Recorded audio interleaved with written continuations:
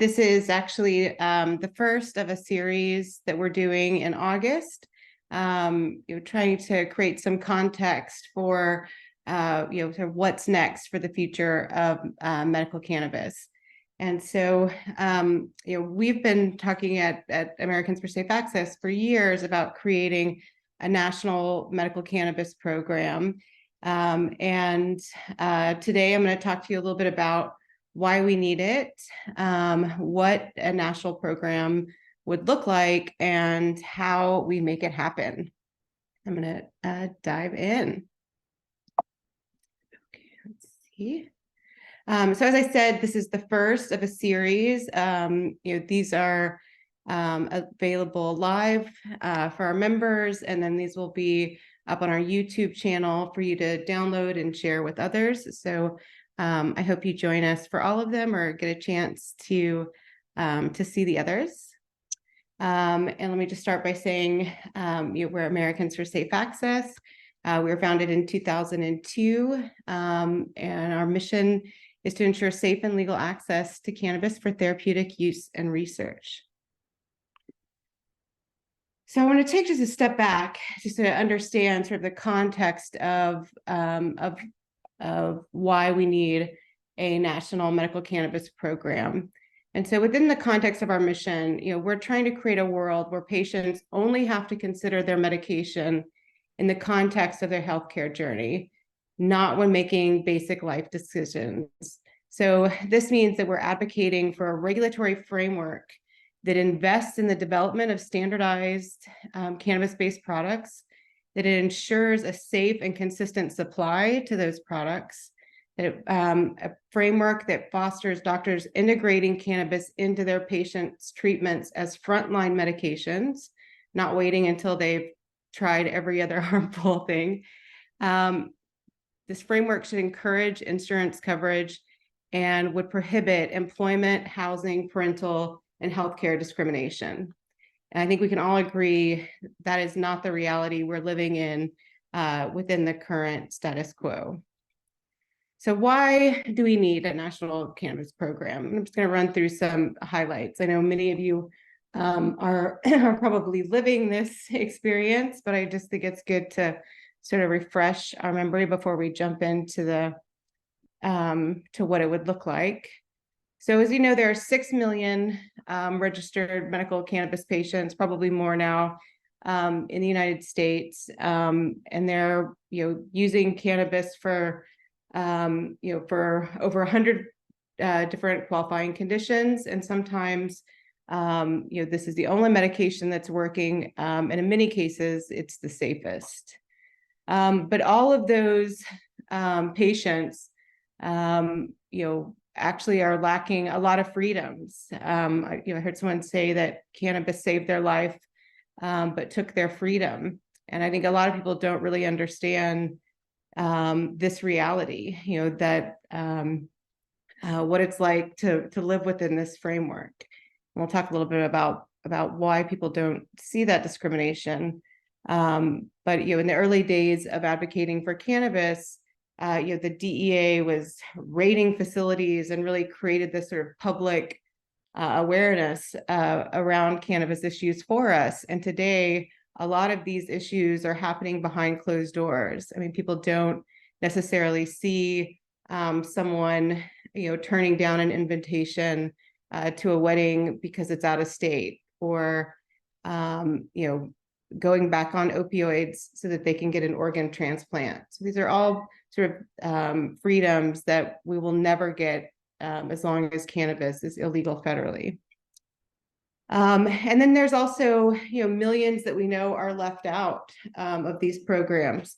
Just because there's a program in your state, it doesn't mean that you can afford to be a part of it. You have federal employees, veterans, federal contractors, that means U.S. postal workers, are all left out of these programs.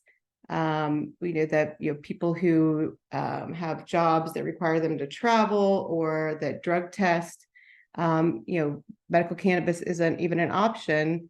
And because we're still in this sort of compassionate use space, doctors aren't being educated about cannabis treatments, which means that they're not talking to their patients about medical cannabis.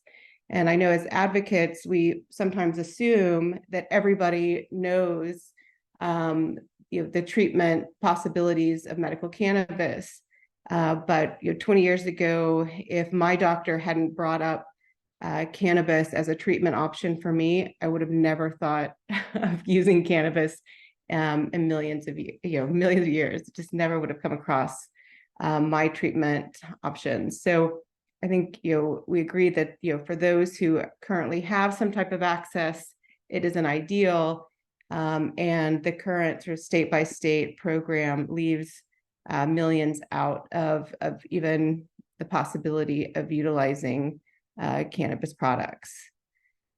So another reason is that right now we can't trust the labels on our medications, and this means that for someone who knows that cannabis is working for them, and they get a product that's mislabeled, or they are go to an adult use retail place outside of instructions of their doctors and get something, they may never come back to medical cannabis treatments. And then for those of us who are treating acute conditions, especially parents with children with seizure disorders, what's on those labels is extremely important, and it really feels like Russian roulette sometimes going to a dispensary. And it often means we have to buy 3 or 4 things, just hoping one of them will work. We know that there are millions of people that are having to go back on opioids to take a job. This has got to change, and we're not going to be able to change that without having a framework where cannabis isn't just a compassionate use option, but actually an accepted medication that would not allow discrimination in the workplace.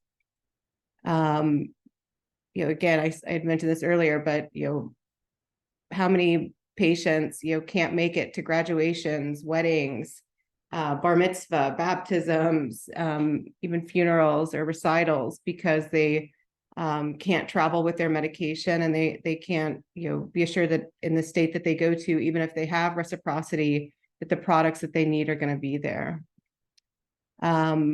I think many of us have had this experience that our loved ones can't use cannabis in the hospital, and maybe they avoid going to the hospital for needed treatments because they know they'll have to go off their medical cannabis, or not being able to use or make sure that your loved ones have cannabis during a hospice experience. It's just horrible, and again, something that we're right now we're seeing thousands of individuals having to deal with. Out-of-pocket costs for doctor's appointments and for our medicine. It's really not a possibility for many people. And it's very frustrating to find a medication that works and then know that you can't afford to continue to use it. Right now, many patients can't utilize government assistance programs like HUD housing or our VA services. And again, this is within the framework of cannabis being illegal federally. This is going to remain a reality. And so we have this sort of state by state program, but really, states have done their work as the laboratories of democracy. When I first started Americans for Safe Access in 2002, and I started advocating for cannabis on Capitol Hill, many members of Congress and senators said this was just a little experiment that a couple liberal states were going through. And so, of course, we know now that isn't true.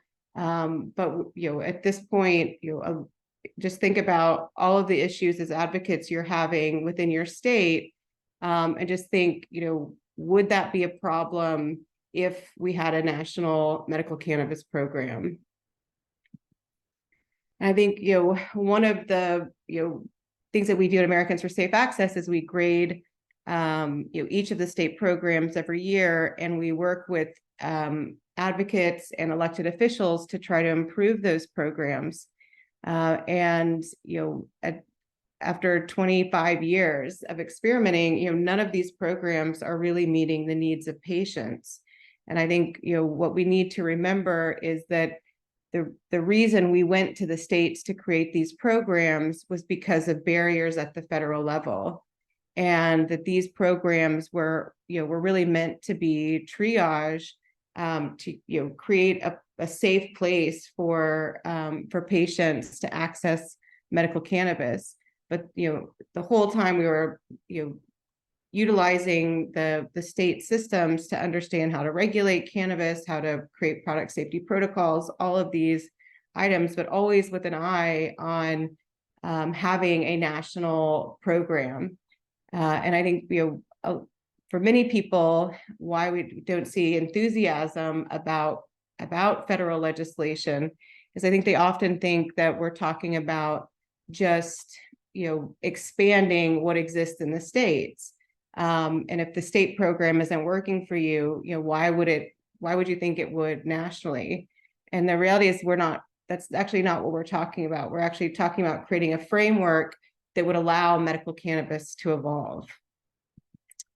And so, I know you're all probably dealing with this in various ways in your states, but now we're starting to see the improvements in medical cannabis programs slow. We're seeing patients forgotten when adult use programs are implemented. As I mentioned before, patients can't depend on product labels. The unregulated cannabis market are confusing for patients. So all of these crazy cannabinoid products are being sold at gas stations.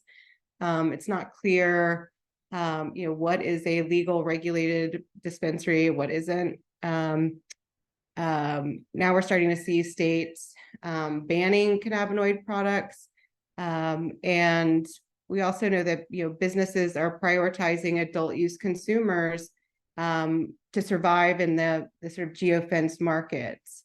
So, I think a lot of people get really upset with the businesses themselves.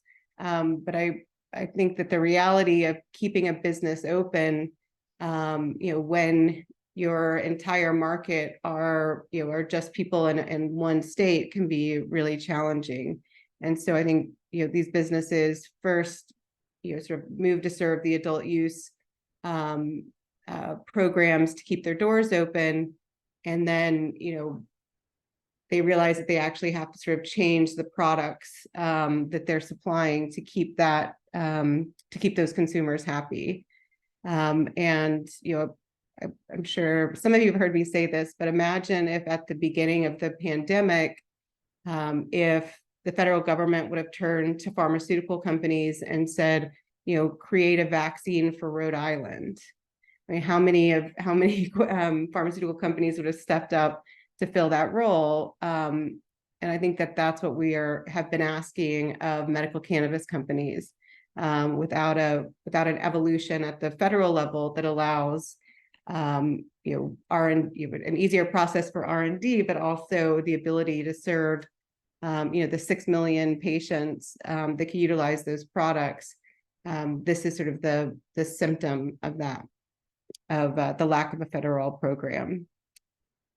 We just released a report last month showing the gaps in the various testing programs from the various states. And so without sort of federal guidance, I think we're going to continue to see product safety deprioritized in the states, and patients being in back at that Russian roulette table, not knowing if the products they're using have been tested, or if they're safe.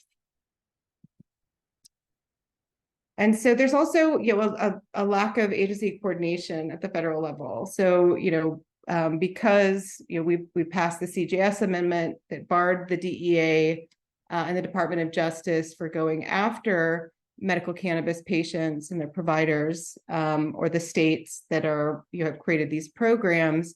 all of these various agencies have had to create kind of workarounds within that context.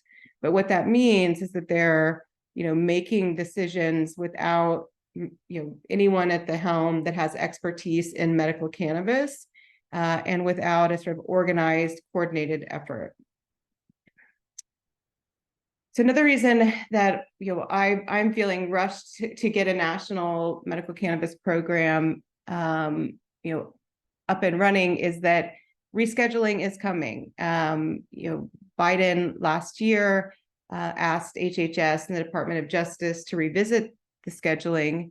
And unlike the 5 cannabis rescheduling processes before, this one, was not initiated by a petition. This is Biden saying, look into this. But the instructions weren't just, should cannabis be in Schedule 1? It was pretty clear that he wants to see cannabis removed from Schedule 1. And in conversations we've been having at Americans for Safe Access with the FDA, it's pretty clear that cannabis rescheduling is happening. And obviously, the impacts of that are a little unknown. But if we can, pass federal legislation that addresses the scheduling of cannabis and how we want to see that move forward, then we don't have to worry about sort of the outcomes of rescheduling. We know that the FDA has said that they don't have a current framework for regulating CBD, and so within a national program, we would actually have an office that would have the expertise and the regulatory authority to create regulations for medical cannabis and for all cannabinoid products. And we know Congress is curious about what this is going to look like and how they can schedule cannabis. And a lot of people are talking about rescheduling, and a lot of people are talking about descheduling, but very few people are really talking about creating a new schedule. And that's something that we are advocating for, especially with lessons we've learned from other countries. So I think, the other thing that I hear a lot is people are just like, well, why not just let, the chips fall where they may? Why not just let the federal government legalize cannabis? And I think, what we're seeing in states with adult use programs is definitely a view into what would happen if we don't create a pathway for cannabis medicines. And what that would look like would be that, cannabis would fall, because cannabis is a commodity, it would fall into the hands of the intoxicant industries and the dietary supplement industries. And so, that's sort of what we're seeing in the adult use markets, where we see, companies marketing their products for a good time, or for sort of air quote wellness products. And some of the issues with the sort of wellness market or dietary supplement is that if we look at with those industries and the products from those industries, there isn't a pathway for or incentives for companies to develop standardized evidence based products. Doctors aren't learning about dietary supplements and necessarily utilizing them in their treatments. There are some doctors that do, but it's not a part of their education from med school to even CME component. Insurance providers don't cover intoxicants, and they don't cover dietary supplements, except for a few that have actually gone through an FDA process.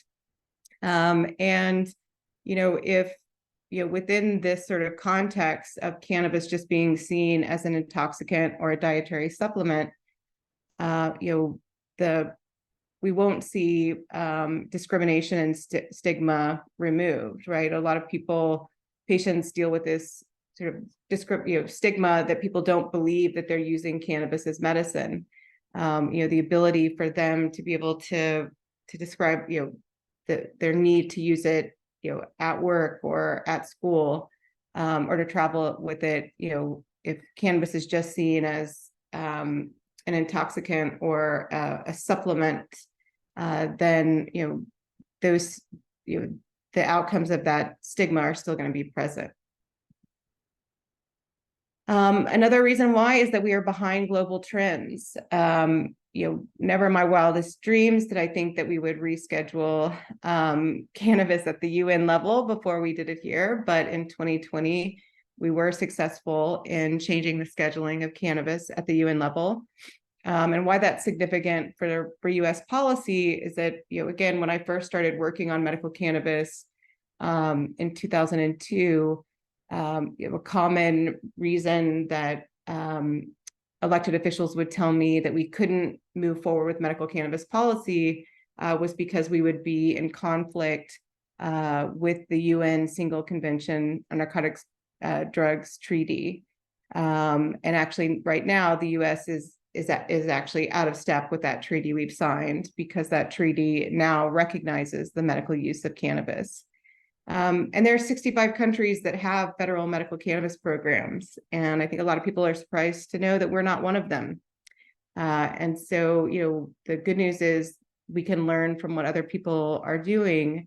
But it also means that the US is behind these global trends. And this also means that, if we don't create a national program in the future, we'll be importing medical cannabis products from other countries. All right, so I'm going to stop here for a second. Just see, Jeff, are there any questions before I jump into what the program would look like? Most of the questions are specifically about the federal program, so we can wait until we get through that. Okay. I was hoping there'd be a question so I could get a drink of water. I'm just kidding. So, okay, so now here's the big question. What would this look like? And as I mentioned before, we're not talking about just sort of expanding this compassionate use program that we see at the state level, obviously building on it, but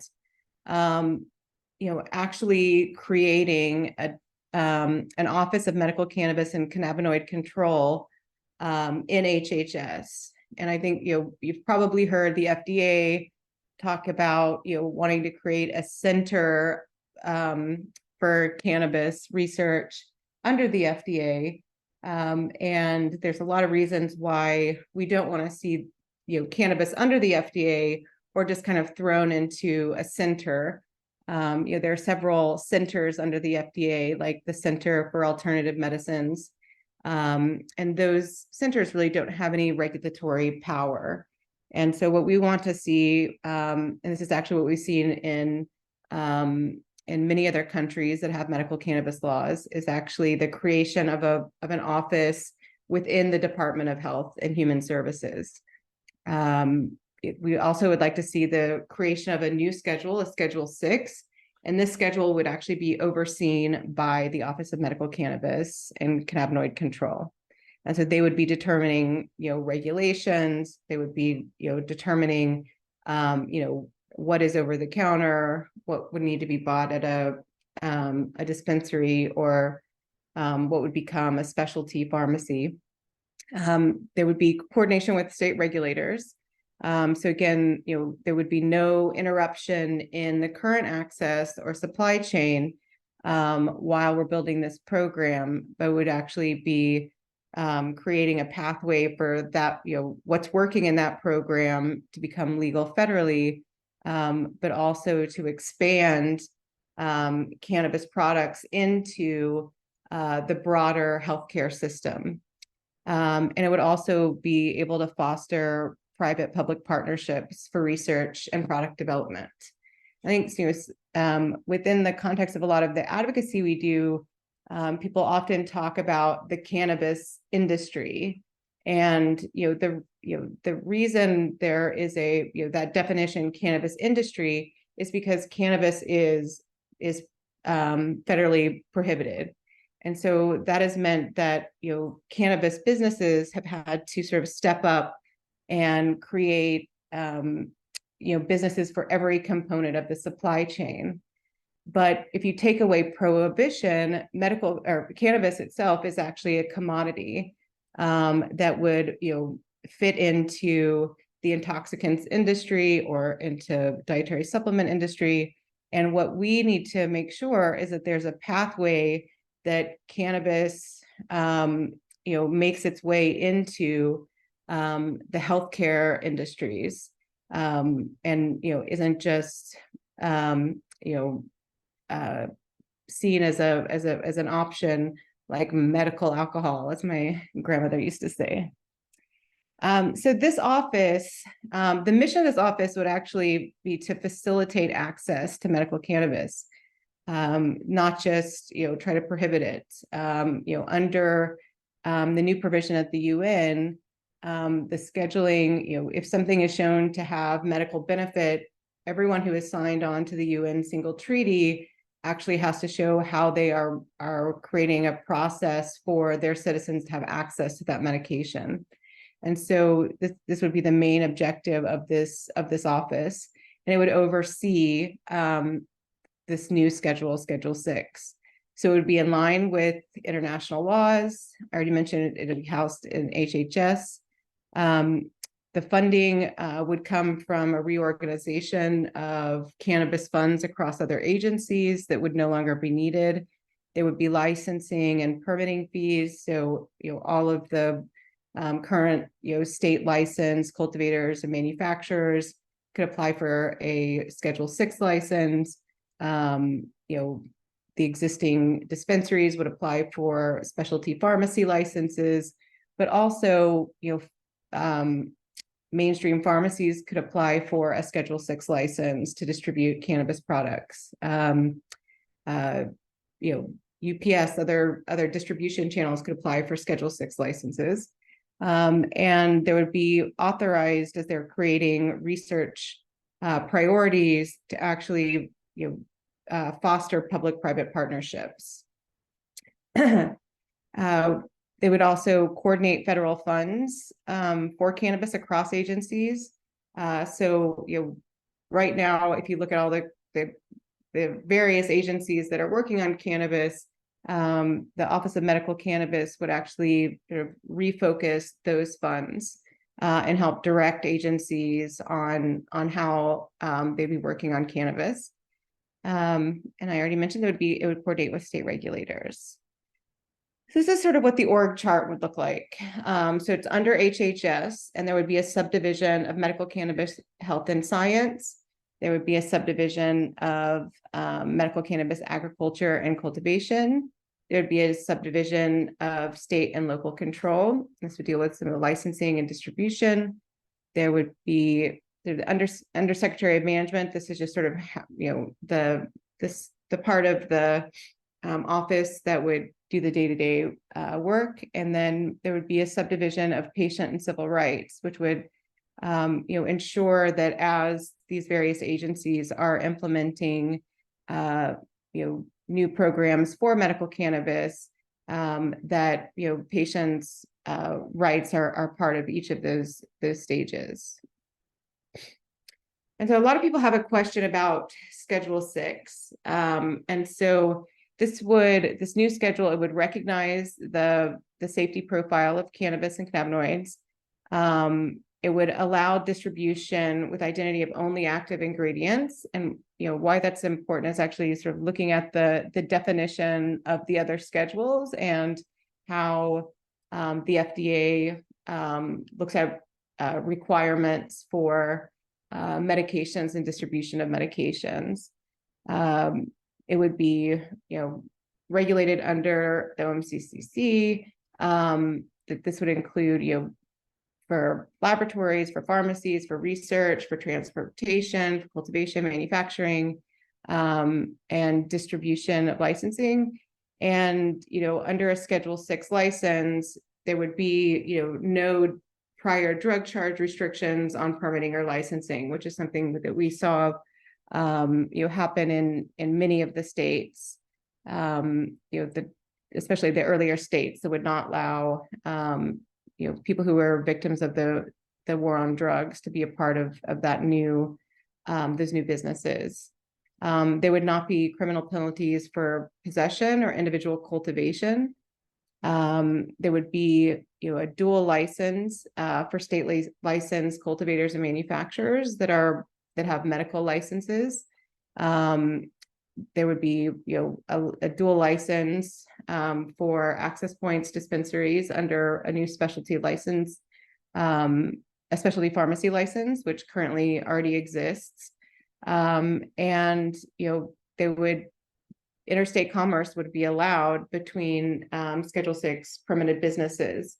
So if a company in Massachusetts is creating a standardized product that patients in Arizona want, a specialty pharmacy would be able to buy that from that business. And patients would have all the protection that would be granted to any other prescription recipient. So, all that long list of needing to, whether you could travel, whether you could utilize government support, all that would disappear. And so a lot of people have questions about, again, the state coordination. And so it's going to be key. And I also want to be clear that nothing is going to happen. This does not interrupt or affect the adult use programs in any way. That this is actually a process to move and evolve medical cannabis. I'm sure just like adult use has benefited from our work at the state level. Many of the things that the agency is going to, or the office is going to be figuring out as far as product safety, labeling, pesticide guidance, all of that's going to trickle down and help those consumers. But this is really, a pathway for, those businesses that want to create and supply medical cannabis to patients to have a pathway that that supports them and also remove some of the barriers for them to do that. So the other thing about our legislation is that one of the first things that would happen is it would actually create guidance for federal agencies. So like the day it's passed, HUD would basically be instructed for them to tell everyone who is applying and supplying subsidized housing to remove restrictions for leases around cannabis use in the home. It would instruct the Department of Veterans Affairs to remove any restrictions from doctors being able to recommend and ultimately prescribe cannabis, or remove any restrictions that would put veterans' benefits in jeopardy. It would instruct the Office of Personnel and Management to remove any restrictions as far as drug testing before or during employment with the federal government. It would instruct IRS to remove and let businesses know that they would no longer have to worry about 280E, and potentially look at cleaning up some of those past taxes for people who were creating access to medical. It would notify ATF to remove instructions on permits for guns, to remove the classification that individuals using cannabis can't own a gun. It would instruct the Department of Treasury to send out memos to banks and lending institutions, let them know that there is no longer restrictions around these businesses. It would instruct the Department of Justice to actually proactively expunge all cannabis arrest records proactively. So instead of making individuals have to hire a lawyer and go through that expungement process, the Department of Justice would do this proactively. And it would instruct the DEA of these new rules and would have them look at alternative ways that they would be utilizing their cannabis budget, like cleaning up the messes they make when they clean up or when they bust cultivation grows in national forests. So within the reorganization plan, every federal agency will be instructed, they'll have 120 days to bring a reorganization plan to the Office of Medical Cannabis and Cannabinoid Control and the president to sort of reorganize how they would be utilizing resources that would be then approved. So again, there are organizations like CDC that currently have no funding to monitor the current unregulated cannabinoid products. So again, within the Office of Personnel Management, if they're no longer drug testing, what would that look like? And then jumping into the structure under the subdivision of international policy, the OMCC would become basically the designated agency for cannabis. Right now, it's NIDA. So it would take over all of those, all of those actions as far as cannabis is and all those requirements. And it would establish and oversee cannabis and cannabinoid imports and export procedures. Under the subdivision of medical cannabis, health and science, this is where we would see, working across agencies to help create and fund a research priority map. So right now we see, various grants within like NIH around cannabis research, but hasn't ever been a coordinated effort to really map out what research is needed to create a pathway for better products for patients. So the Office of Medical Cannabis would coordinate, that the creation of that research priority fund, and then work with various agencies to get that funded and to sort of dole out that work. It would spearhead creating guidelines for standardization of testing and labeling. It would issue permits for laboratories, and it would create prescription protocols and educate physicians. So, again, when this passes, the current systems with recommendations and ID cards, that would not be disrupted, but the office would oversee a process that would move us away from, the need for an ID card and simply, have a prescription protocol, and that would include not only educating doctors, but also, creating instructions for companies to start creating, products that are standardized and properly labeled so they could fit into that framework. There would be the subdivision of cannabis cultivation and agriculture. So they would work across agencies to help create a seed registry. This is important for non THC products or non-high THC products. They would spearhead the creation of pesticide guidance for cannabis for human consumption, which hasn't happened, and definitely hasn't happened for indoor cultivation. They would train inspectors, and they would create research and marketing orders. And what that means is they would actually evaluate what are going to be, what the needs are going to be of cannabis, the commodity cannabis for the development of products for patients, and actually sort of put that out to companies so that we don't see, either, too few licenses being issued or too little cannabis being produced, or a surplus of cannabis where cannabis may go bad, and also help create stability in the market. The subdivision of state and local control, would work, with current regulators on a dual licensing protocol for a period of time. It would create protocols for interstate sales and transportation. And then something we've heard from many of the state regulators is that there isn't sort of a nationwide database of vendors and licensees, which means bad actors can go from leave one state and go to another. And there's no way for states to sort of communicate what's happening within those programs. Within the subdivision of patient and civil rights, they would be reviewing and monitoring the implementation.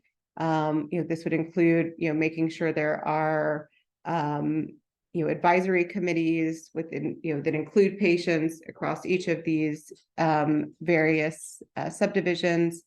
They would make sure that, everyone, law enforcement, prosecutors all understand how to implement these laws, and they would also work with Medicaid to ensure that cannabis medications could be covered. And this would really set the framework for how we'd be moving forward with private insurers. And so the implementation, what this would look like is that within 60 days, cannabis moves into Schedule 6. All the federal agencies are notified. The provisional Schedule 6 licenses would be awarded to medical cannabis companies. The Department of Justice would begin the expungement work I mentioned. HUD stops the discrimination practicing, all of those sort of items would happen within 60 days. So this isn't sort of setting up a committee to see how it would work. All of those guidances, those agencies would be responsible for enacting them within 60 days. The Department of Justice would create, sort of a new Cole memo to let prosecutors know that prosecutions and investigations need to end. And they would be, the president would be presented the reorganization plan to Congress, basically saying, like, so this is now what's going to happen within all of these agencies. Within 120 days, the IRS exemption for 28E would be in place. And within 1 year, the Department of Justice would have completed the comprehensive review and expungement of all adjudicated and non-adjudicated cannabis cases. And so, there would still be role for other for agencies. I think something that we've definitely heard more from elected officials than from advocates is sort of, how will these other agencies play a role? And I also want to be clear that while we are creating a pathway that is different from the prescription, protocols, the FDA could, if somebody wanted to create a pharmaceutical utilizing that drug approval process, they would still be able to. This wouldn't prohibit them from doing so. But what the agency would be doing is looking at how multi-compound substances can go through an approval process that meets standards of evidence-based medicine, but takes into account the realities of the product. And I already mentioned this, this is something that we hear mostly from elected officials, especially Republicans. Where's the money going to come from? There is funds being spent across the various agencies right now to uphold the prohibition of cannabis. So once this has been implemented, there will be a reorganization of those funds, and there will be licensing and permitting fees, and again, public-private partnerships for research. Okay, so I'm gonna see if we have some questions there. Yeah, so you made a comment about how OMCCC isn't just a big state program. So could you expand on sort of how federally is fundamentally different than the state approach? Yes, so I think where this is important is that again, this may be a a little hard for a lot of us to think about since we've spent a lot of our time advocating for the state programs. But the reality is that the state programs are compassionate use programs, which what that means is that basically they're acting outside of sort of our healthcare system. And so instead of fostering the creation of standardized products, creating prescription protocols, creating a place for cannabis medicines in healthcare, the state programs basically we exempted the laws around the criminalization and in some cases the civil penalties, but it was still those programs are still completely outside of the healthcare system. And so within the creation of a national medical cannabis program, what we're going to see is an integration of cannabis into existing programs, not an exemption or special rules for cannabis. All right, thanks. We had an interesting question about the sort of political context. Right now, there's a lot of skepticism and contention around health and science policy generally in America. And how do you see the federal program helping deal with that? Yeah, and I would say that there's also, added on top of that for cannabis because of years of propaganda coming from the federal government. There's really, not a trusted source on cannabis in general.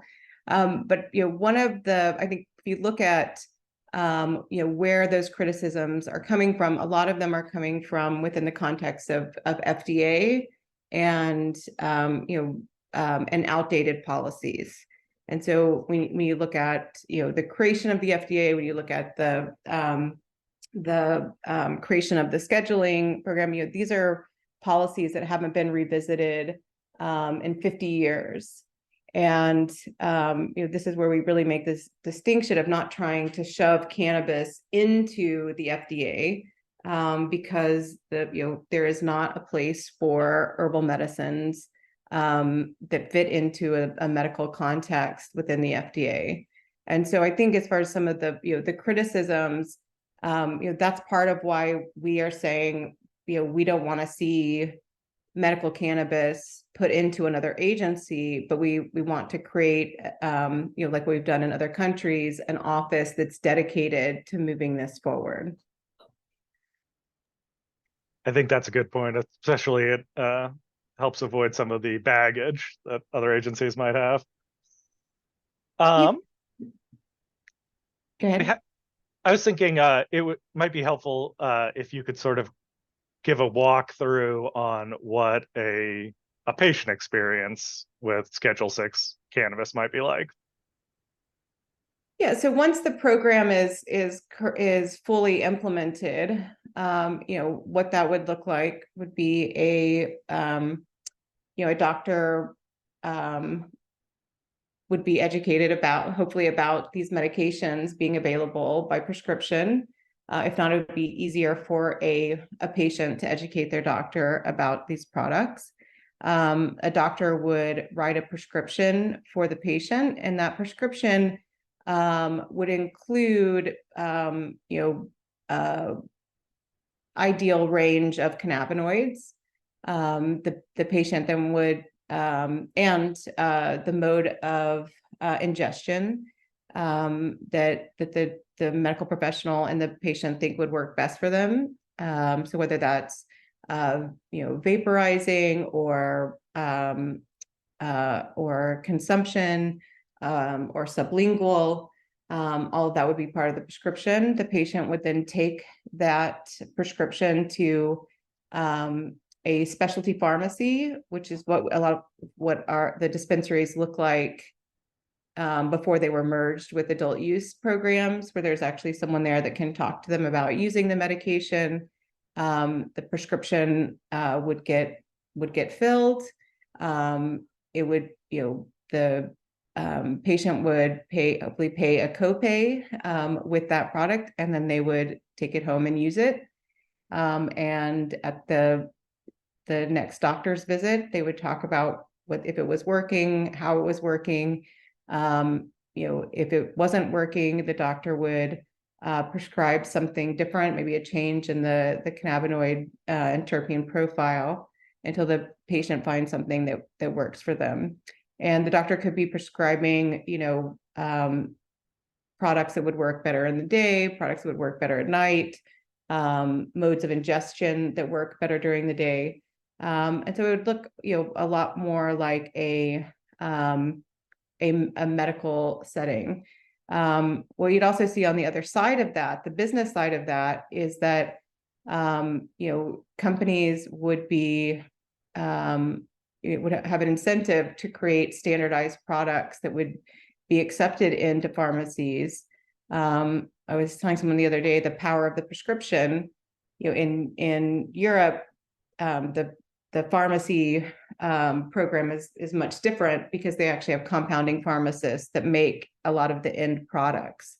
But here in the US, doctors and pharmacists really depend on product names and generics. And so, a company would have an incentive to create a THC, CBD equal ratio product that the doctors and specialty pharmacies could depend on, so that doctors are writing prescriptions for those products. In the interim, before the prescription program is set up, for a patient, it would, for someone who's currently a patient, it would still look very similar. You would still get an ID card. You would still go to a dispensary. The major point where you would see a difference is when a drug test comes up at work. Maybe there's, needing to travel with your medicine to go to a wedding. I think that's where you would start to see the immediate effects. Veterans being able to get a recommendation from their VA doctor. Someone who is being evicted for subsidized housing would be able to show their recommendation as a reason not to be kicked out of the housing. I think those would be some of the immediate. Oh, great. Okay, let me jump into the next components. And there's a lot of people ask, it's like, so why hasn't this happened yet? And I think, one thing that I can't, overestimate or over underscore from this is that, right now your elected officials are not hearing, your federal officials are not hearing about medical cannabis. And John Hudak did this great report for Brookings, looking at the primary elections in 2022, where people running for office, whether they're Republican or Democrat, 86% of them didn't even mention cannabis in their campaign materials on the campaign trail, which means that they're not feeling pressure to talk about it. And so, this is something that we have to change. And again, we can't just like throw up our hands and say, oh, elected officials don't want to do this. We have to ask them to do it.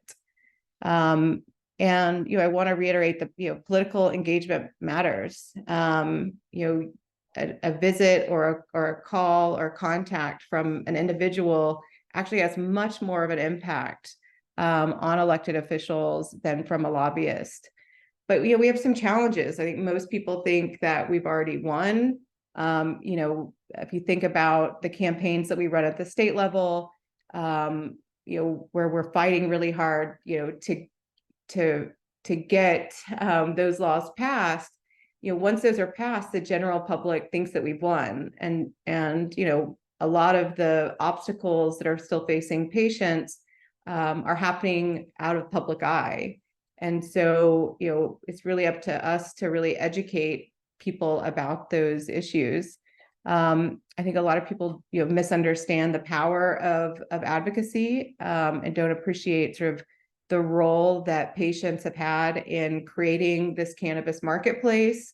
The fact that patients are responsible for cannabis businesses being considered essential during the pandemic. And also say, there are really limited resources for advocacy right now. This has been the hardest time I've had raising funds since I started the organization.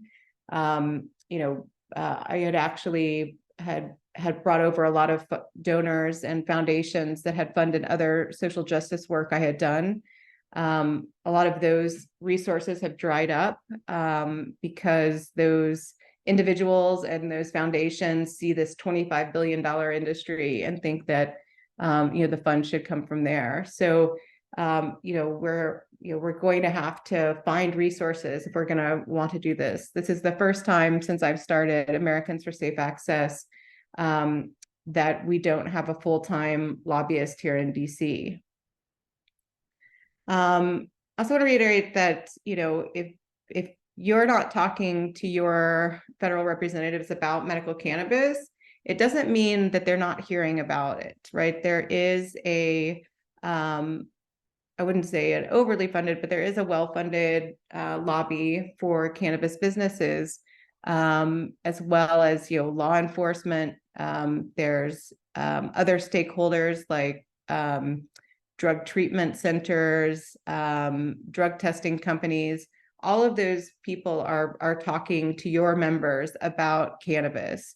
And my guess is they're not talking to them about healthcare insurance, your ability to travel, your ability to utilize cannabis in your schools or university, about being able to use cannabis in hospice, or the need for product safety standards. So again, don't think that, if just because you're not talking to your member of Congress or to the administration, that it just means that, they're not hearing about this. They are hearing about cannabis. They're just not hearing about the needs of patients without your voice. And it's especially more important than ever with such limited resources at the organization level. And I had mentioned before, there is a cannabis lobby, but it's actually not as big as people think. I mean, I think we could do a lot with $5 million for lobbying, and for, if we were giving those funds to candidates. But if you think about the context of the other interests involved, like alcohol or big agriculture, this is a drop in the bucket in comparison to those agencies. But I also want to point out that, we were, when we saw people investing in advocacy, we were able to get a lot done. So, in 2014, the year that we passed the CJS amendment, ACE's budget was $1 million, and there was actually only 40,000 contributed to political campaigns and 80,000 spent on cannabis lobbying. And compare that to sort of the limited movement we've seen in recent years around medical cannabis legislation at the federal level. Last year we had about $100,000 budget to do advocacy. So let's talk about how we make it happen. So I hear this a lot, right? Like, is medical cannabis over? And if I've seen, especially coming from the air quote cannabis industry, I've seen articles and panels about how, the medical cannabis industry is over. And, I want to sort of challenge that and let you know that this is in our hands, that medical cannabis, cannabis, the plant, will always be medicine. But what we're fighting for is, will it be a part of medicine in the United States for all people? Right now, we're really looking at access to the most privileged Americans. And unless we fight for what we're, this picture that we're looking for, we're never going to get there. And I also want to, to reiterate that we have to ask for what we want. The state by state model, again, was sort of triage to get some level of access. But, I find myself, spending a lot of time at the state level, trying to explain like what adult use is doing to medical, and trying to protect what few rights we still have there, without looking at the sort of bigger picture that I don't want to be having this conversation at the state level. That really there should be a federal program, where states participate, but that I'm not trying to fight within the context of an intoxicants industry for my medicine. And so we have a campaign, the Safe Access for All campaign, that I hope you all check out. On the page, we've created a legislative toolkit, so you can download the full text of this legislation. There's a presentation that you can give, for a deeper dive into the legislation, but also to utilize to educate other advocates. There's one-page flyers. We have a series of actions, from engaging with your elected officials, educating the media, doing in-reach, talking to other advocates about this possibility. I mean, the thing I hear most when I talk to people about creating a federal medical cannabis program in Schedule 6 is they say, why have I never heard of this before, right? And people get really excited when they realize that there is, there's this other option, and, you're really, giving them the opportunity to think about something bigger. And so I think you'll be very surprised that, with a little bit of education, people get very excited about this idea of, a comprehensive way to address medical cannabis in a way that is long lasting and integrates cannabis into the medical infrastructure. And we've also created outreach tools to help you make presentations to organizations, do grassroots outreach, make presentations to other organizations. But what I'm hoping is that by understanding the legislation and the options, that you do feel compelled to be a part of a movement to pass federal legislation. And we've created all sorts of ways for you to plug in. Within that federal toolkit, as I mentioned, there's the full text for you to read. There's a presentation.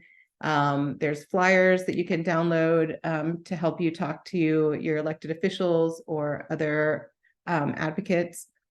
And the other thing is, we need to raise funds to staff this campaign. And so if this is something you want to see happen, obviously our organization, we've been around for 21 years. We've been able to accomplish a lot, and, we're not going anywhere until we've met our goal, until there's safe access for everyone. And so, I don't want to feel like, oh, I don't have $1 million, so, my donation can't help. Every dollar helps. We have always been a grassroots campaign. And I think, our biggest hurdle in raising funds is that everybody thinks somebody else is giving. And again, I hope you join us for some of the other educational presentations, where we're really going to create the space to deep dive into these issues. And if you're not already signed up with us, I hope you become a member, check out some of our other tools, and sign up for email updates. And Jeff, are there other questions? Go back to. Well, I was going to say, one was, what's our number one first step for people to take after this meeting? The number one step is to go to this website and go to the Take Action and pick one that works for you.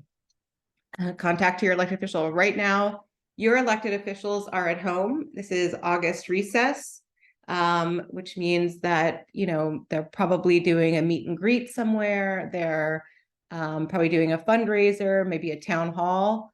So, do a little research, see where they're at, download the flyer, and go talk to them. I think one of the biggest barriers we're having, I mean, right now I'm doing our lobbying in DC, and elected officials, their staff are, they're interested, they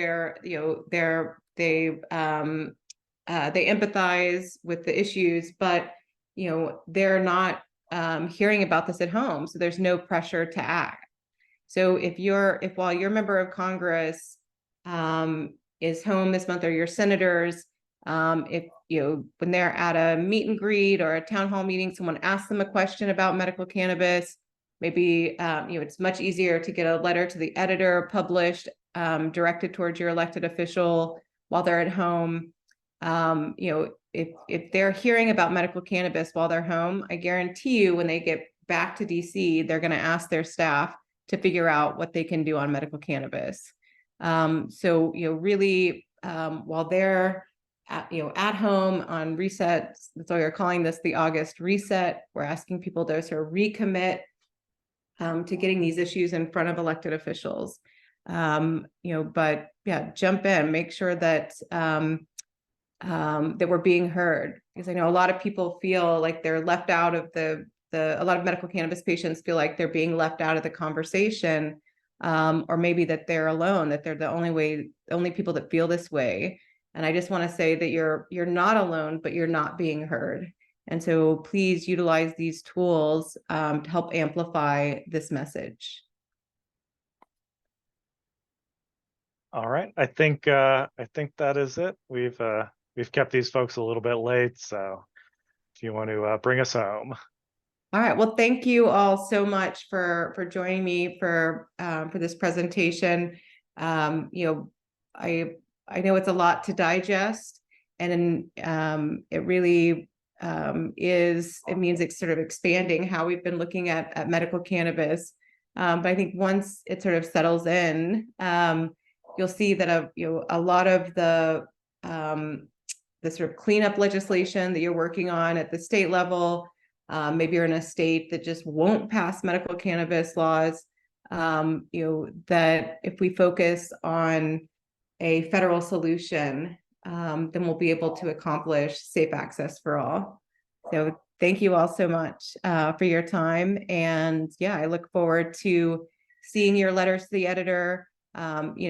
After you meet with your elected officials, let us know, take a picture. But make some noise and make sure that that your members know that you want to be represented in DC and that you want to see medical cannabis evolve.